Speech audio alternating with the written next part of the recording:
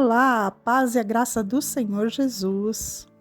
No áudio passado, nós vimos que Davi pediu ajuda a um homem rico de Maom. Ele se chamava Nabal, mas ele tratou com desdém os mensageiros de Davi.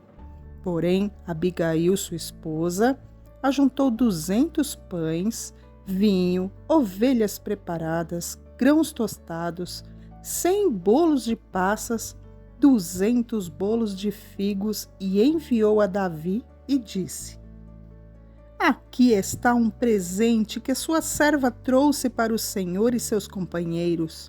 Por favor, perdoe-me se o ofendi de algum modo. Que o Senhor conceda uma dinastia duradoura, pois está lutando as batalhas do Senhor. Que ele o livre de fazer o mal durante toda a sua vida. E agora nós continuaremos a nossa leitura em 1 Samuel, capítulo 25, a partir do verso 29. Mesmo quando for perseguido por aqueles que procuram matá-lo, a sua vida estará segura sob o cuidado do Senhor, seu Deus, protegida como um tesouro. Mas a vida dos seus inimigos desaparecerá como pedras atiradas de uma funda. Quando o Senhor tiver feito tudo o que prometeu e o tiver colocado como líder de Israel, não haverá em sua consciência a tristeza e o peso de ter derramado sangue e se vingado sem necessidade. E quando o Senhor tiver feito grandes coisas em seu favor, lembre-se da sua serva.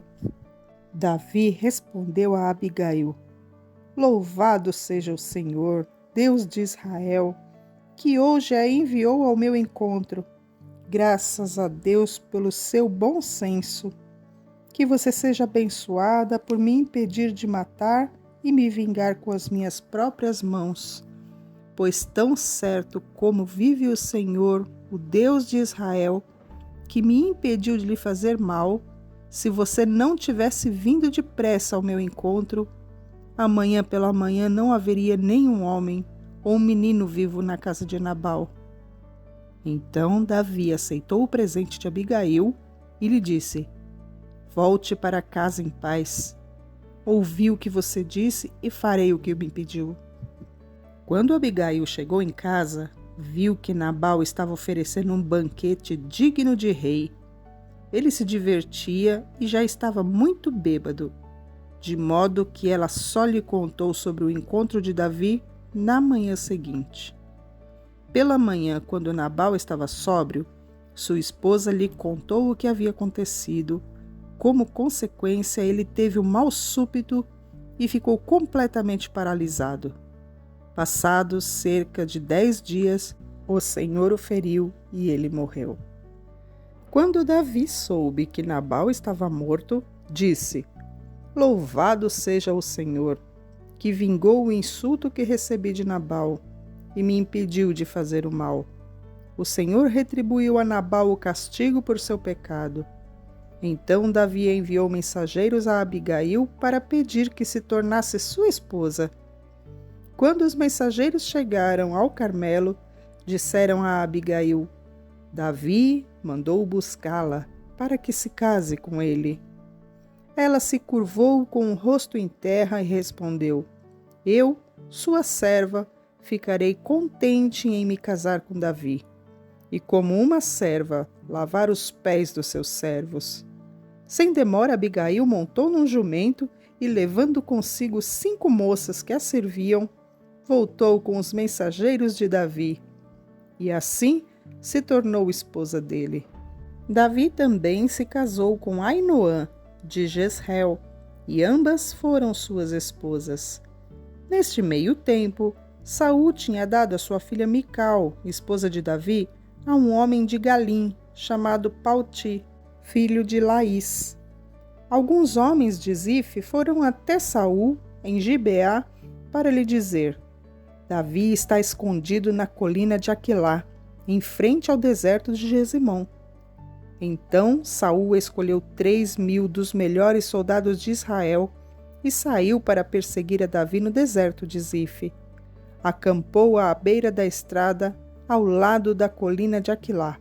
junto ao deserto de Gesimom, onde Davi estava escondido. Quando Davi soube que Saul tinha vindo atrás dele, no deserto, enviou espiões para confirmar a notícia de que Saul havia chegado. Então Davi foi ao acampamento de Saul para ver o que se passava por lá. Saul e Abner, filho de Ner, comandante do seu exército, dormiam dentro de um círculo formado por seus guerreiros. "Quem se oferece para ir até lá comigo?" perguntou Davi ao hitita Aimeleque e a Abissai, filho de Zeruia, irmão de Joabe.